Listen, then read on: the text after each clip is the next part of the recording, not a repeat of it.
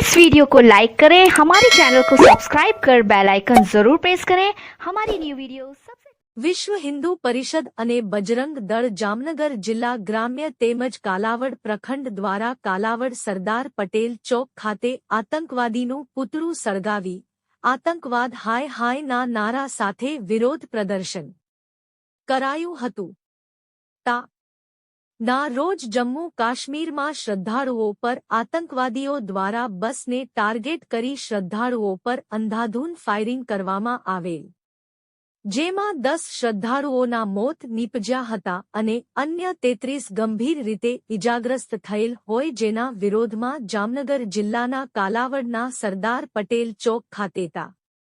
1-20-6-2024 ને બુધવારના રોજ સાંજે 5 વાગ્યે વિશ્વ હિન્દુ પરિષદ બજરંગ દળ જામનગર જિલ્લા ગ્રામ્ય તેમજ કાલાવડ પ્રખંડ દ્વારા મહામહિમ રાષ્ટ્રપતિ સંબોધીને કાલાવડ મામલતદારને આવેદનપત્ર આપવામાં આવેલ તેમજ કાલાવડ સરદાર ચોક પાસે આતંકવાદીના પુતળાને સળગાવી આતંકવાદ હાય હાયના સૂત્રોચ્ચાર લગાવી વિરોધ પ્રદર્શન કરવામાં આવેલ,